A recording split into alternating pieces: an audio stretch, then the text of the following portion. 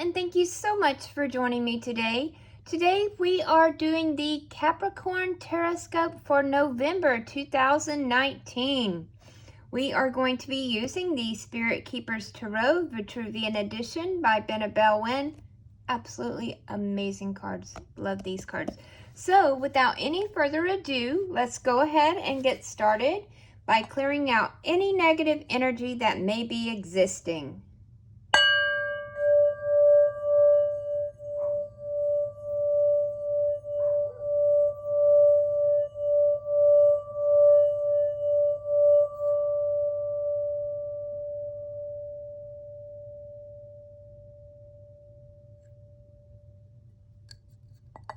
Okay, let's see what Spirit has for us for November. November Capricorn. Okay,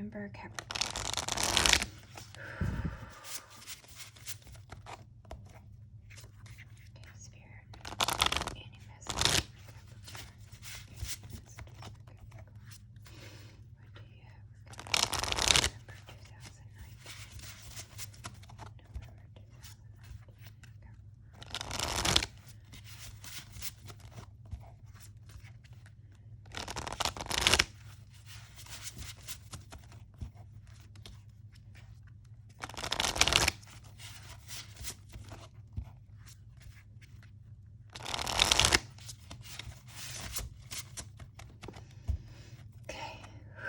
Thank you, Spirit.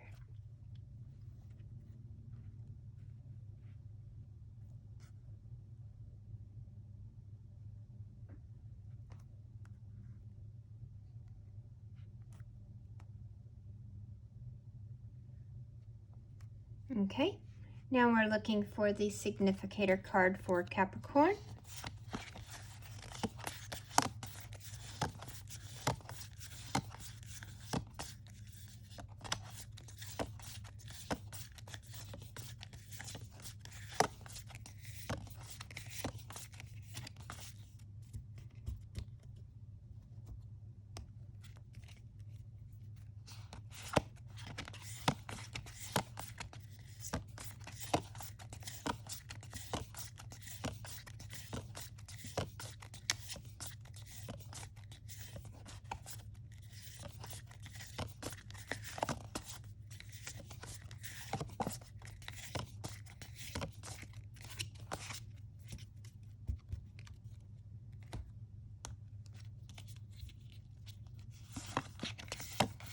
And there we go. So, Capricorn, it looks like your focus for November 2019 is going to be on challenges, conflicts, battles, and possibly even legal matters. So let's go ahead and see what Spirit is trying to tell us.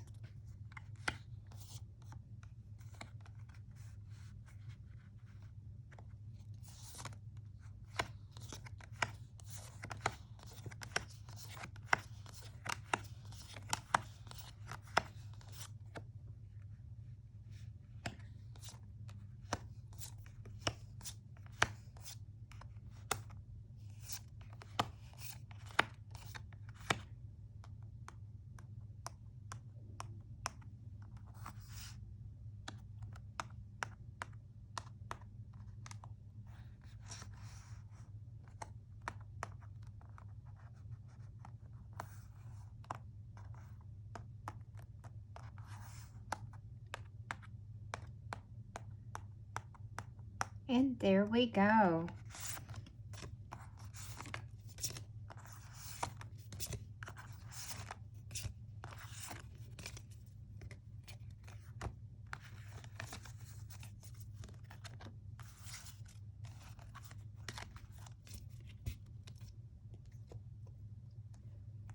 Okay, our first card is the Hector.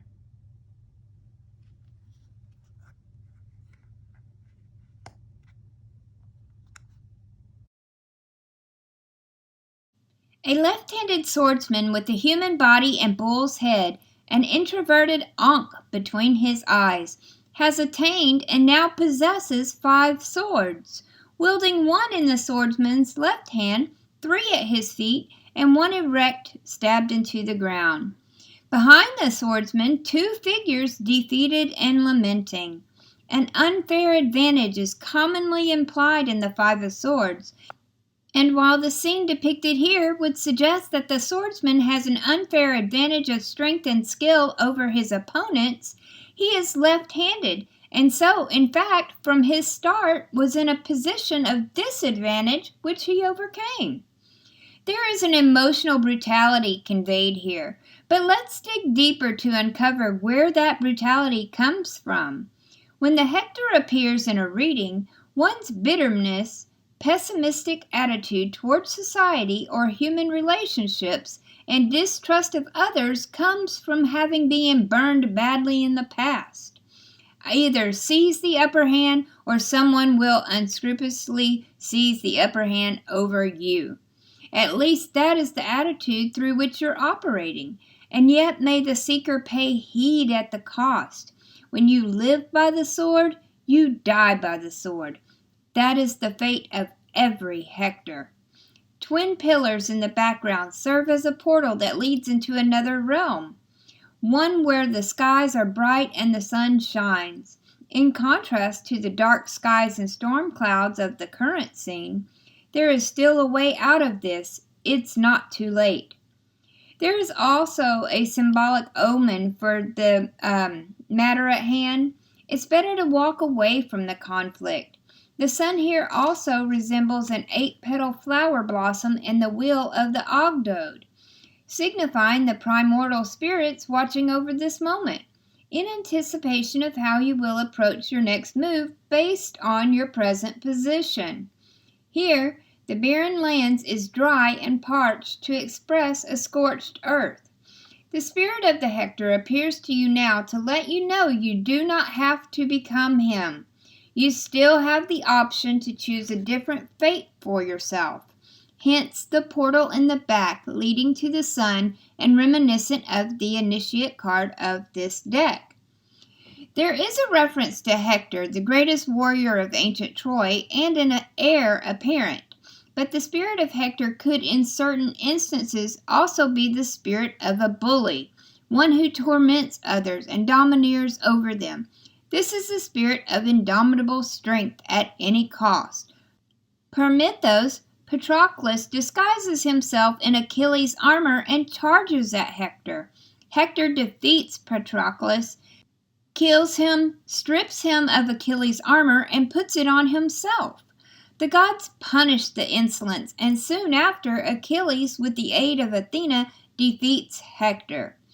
When the Hector appears to you in a divinatory reading such as this, the message is a mirror reflection of what will happen if you embody the Hector. The spirit is here to remind you that you do not need to prove the full force of your strength to others. Do not let your pride get the better of you. In craft, the Hector can be called upon to expedite karmic repercussions to one who embodies the life philosophy. Live by the sword, die by the sword. This is the card used to teach a lesson to a bully. When you are being bullied, call upon the Hector to deal with your bully.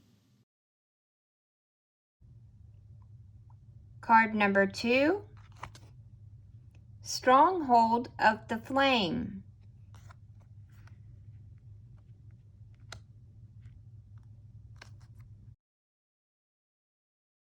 The Stronghold of the Flame, or Page of Scepters, comes bearing an important message to you or an opportunity about career matters, schooling, creative or artistic endeavors, employment, or passion projects. The symbols here are the salamander, symbolizing invincibility, and the angelica root, which wards evil. The Page of Scepters appears as an affirmation of a coming adventure, a quest that will be presented to you. Your creativity and ingenuity will be the deciding factors on how you navigate that quest.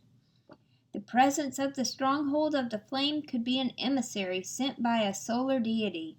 It could be Sekhmet, the protective lioness goddess of sun and fire.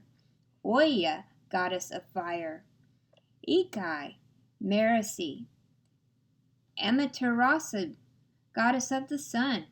Agni, god of fire and protection. Bridget, Vesta, Freya, or Vulcan, god of the crafts. And since we got the stronghold of the flame, strongholds are messengers. See this little envelope down here?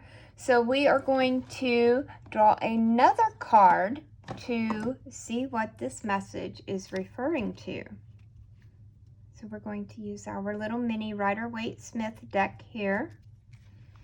Okay, Spirit, what is the message that Stronghold of the Light is trying to give to us? What message is it? What message do we need to hear? One more time. Okay, and our message card is the Lovers. So we're going to put this right here. You step into the Garden of Eden and see Adam and Eve standing side by side. The sun is shining above, and a beautiful angel with hair of leaves and flame blesses the two of them. A tree of flame and a fruit tree with a snake entwined in it flank the nude man and woman, while in the distance a mountain rises between them. When this card appears in a reading, most people immediately jump to the thought that this must be about a romantic relationship. And while it can often be about our love life, if we are willing to look a little deeper at the symbolism, it can be about much, much more than that. The Lover's card represents a union. When true lovers come together, we say that the two have become one. This card is often associated with the sign Gemini, the twins. If you've ever known a set of twins who were referred to as the twins, then you understand this two are one concept between a romantic couple. Yes, we see them as individuals, but they are also this other thing, the two of them together. We can see this in couples who are very closely bonded or business partners who are united in their vision. The partners in this image are on equal footing. There is not one who is more powerful than the other, however, they are not identical. They complement one another. The Lover's card doesn't have to always represent the union of people. It can represent forces within ourselves. We see that the man is looking at the woman, but the woman is looking up at the angel. The man represents the material world concerns while she connects to the spiritual plane. He connects to the spiritual through her. We can even see this connection as the link to subconsciousness. The practical man looks to the intuitive woman to reach up to the highest spiritual planes of the angel. Intuition and the wild unconsciousness form the bridge that gets us to divine realms. Regardless of whether the Lovers is about people or internal forces, this card is about unification. Whether it's having help from a partner or integrating your own masculine and feminine sides. This card says that two are better than one. Adam and Eve are nude, which means innocence and openness. To open up to the magic of the union, you are being asked to be vulnerable. Their hands are open to each other, indicating that they are willing to both give and receive. The angel above them blesses their union. While the love may be pure, the red wings and flaming hair bring passion and earthly desires to this relationship, while the green leaves in the angel's hair and the green grass below ensure that the partnership will be fruitful. Behind Eve is the tree of knowledge with the snake twined around it. The tree represents material desire, and in Judeo-Christian symbolism, the snake represents the temptations of material desire. She has her back to both the tree and the snake and is reaching up to higher awareness. However, if we reach back beyond this interpretation of the snake, we find that other cultures hold the snake in reverence as a symbol of our connection to Mother Earth, the goddess, rebirth, transformation, and healing. Likewise, apples in Celtic, Greek, and Norse lore are magical symbols of eternal life. So the tree can also be interpreted as the tree of life, with its fruit offering life, while the tree behind Adam is the tree of passion. And the lesson is to balance groundedness with fiery will. The mountains rising up between the lovers indicate that there are higher spiritual places yet to be attained, leading closer to the sun of enlightenment. Card number 3, the Nocturne.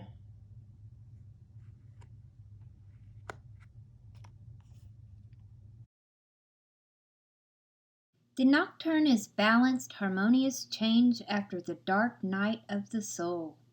It bears good tidings, because this is the spirit of commerce, enterprise, and far-reaching new ventures forward after a past series of failures and disappointments. 2 promises of production are made to you, a result and prophecy from your own karma and your own destiny. Forming a lemniscate around the twin promises of product is the alchemical black dragon gnawing its own tail. And this is the totem, the daemon brought before you by the nocturne. The black dragon's venom is also the great medicine. Past suffering sires future opportunity. When the nocturne appears to you, this is your revelation. To make gold, you must first have it. Attain the capital for investment, and then invest it for the greater return. This is how you overcome the recession. The nocturne is the alchemical black dragon gnawing its own tail, where venom is the great medicine.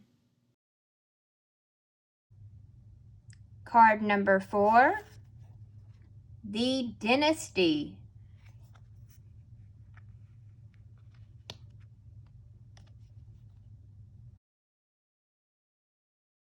The dynasty is wealth multiplied. In the foreground, the old man faces the young man. They personify inheritance, legacy, and the multi-generational dynasty. This card portends advancing prestige. The dynasty is the spirit of collective power that strengthens a tribe. The theme here is successorship. It can also suggest the personal impact on you of much greater national or global affairs. Something greater is going on and the collective has reached down to directly affect you at the individual and personal level. What the Ten of Orbs portends is gains to be had from that impact. The Ten of Orbs also can indicate the gift of good physical health or reawakening of your strengths. While the Ten of Orbs marks a pinnacle of material wealth and success, the Book of Thoth reminds us that the success will quickly go inert, and from that inertia degenerate and rot, if the pinnacle is not immediately put to productive use towards the greater good. Thus, with the benefits and gains you shall reap, you must redirect those benefits and gains towards a greater good. Do not harvest all of the blessings for yourself. The spirit of the dynasty, with its influence from Mercury and Virgo, can signify social influence or even ideological influence, the power and capacity to sway culture. The dynasty appearing before you can also signify excellence in the arts and letters, scholarship, education, or occupational training. And card number 5 is the Erudite.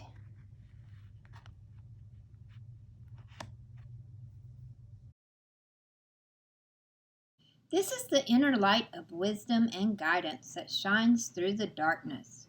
Lux est tenebris, meaning the light in darkness, the light that the darkness cannot comprehend, from the Gospel of John. The erudite bears this message. As you walk through the valley of darkness, fear no evil, for the Holy One is with you. The Holy One's rod and staff shall comfort you, so that you always shine, but never burn. Lucio non uro. The erudite is the prophecy of a wise teacher. This is someone who has learned and mastered many subjects, and therefore possesses great knowledge as broad in scope as that knowledge is deep. When the erudite appears to you, you are being called to shine with the light of the heavens. Shine for others, so others can see themselves and the world clearer.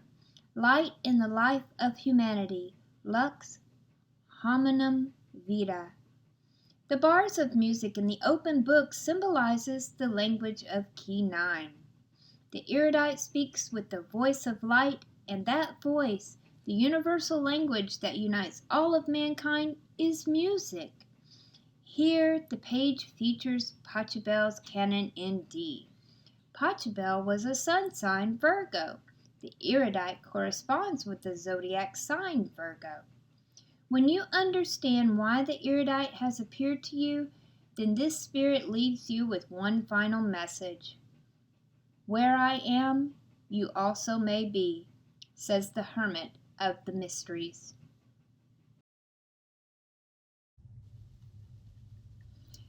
Okay, Capricorn, right out of the gate we have the Hector. This is a bad dude, man. He's a bully. He's underhanded and shisty. He'll do whatever he has to do to win. He's very, quote unquote, bullheaded. It really feels to me like both parties in this struggle are being bullheaded. Neither one, it's a battle of wills. Neither one wants to give up. Neither one wants to give in. This other party, the angel is saying that this is somebody that's really close to you, whether it be a spouse, boyfriend, girlfriend situation, best friend, business partnership, something, but this is a close relationship. So you really need to think about how you're going to react with this Hector energy that's happening. If it's a relationship, for some of you, it will be a relationship, and you're trying to bully your way in. No, he's going to be with me. You can't bully your way in. You may win the battle, but still lose the war. You may get his attention for a little bit, but if it's not meant to be, it's not meant to be. I know you guys don't want to hear this, but it's absolute truth, and I'm not going to lie to you. Same with a business relationship. Don't try to force your hand and act like you're the big boss. In the Lover's card that the angel is bringing to your attention, it shows they're both on equal ground. They're on the same level. You have to treat each other like you're on the same level. Also, their hands are open. Both hands. They give and receive. You need to compromise with this person so that you can work out this situation. According to the Nocturne, yes, there's going to be ups and downs, ups and downs. Life is a roller coaster. You just have to roll with it. You're going to have some downs, and then it'll go, and it will get better. You have the opportunity to have a dynasty. This is happiness. This is wealth. This is people working together to create a legacy for future people. And so I'm almost struggling for words. I apologize. Really take into consideration, you need to be the erudite in this situation. Take some time, take a break, take some time, look deep within yourself, see what you can do, because I'm telling you, depending on how you handle the Hector, you're going to make or break this relationship. You can either have everything or you can be alone, but the choice is ultimately up to you. Don't try to bully your way in. It's not going to get you anywhere. If you don't make compromises, you're going to end up alone. I don't want that for you, and I know you don't want that for you. And that's even in business. you've got a business partnership going on, don't try to be the one that's always right. Make compromises. You're not above the other person, and they are not above you. You are on equal footing. Treat each other as equals. Work together as a team, and things will work out. I hope that today's message has resonated with you and will help lead you and guide you through the month of November. If you would like a more personal and in-depth reading, please go over to my website at www.conjureknits.com. I offer several different styles of readings. I offer phone sessions, video readings, and chat readings. So be sure to click on one of the links at the top of the page. While you are there, go ahead and click on the Stay Informed link and sign up for my newsletter. We have all kinds of goodies for you over there. So I hope you all have a very, very blessed month and love you bunches.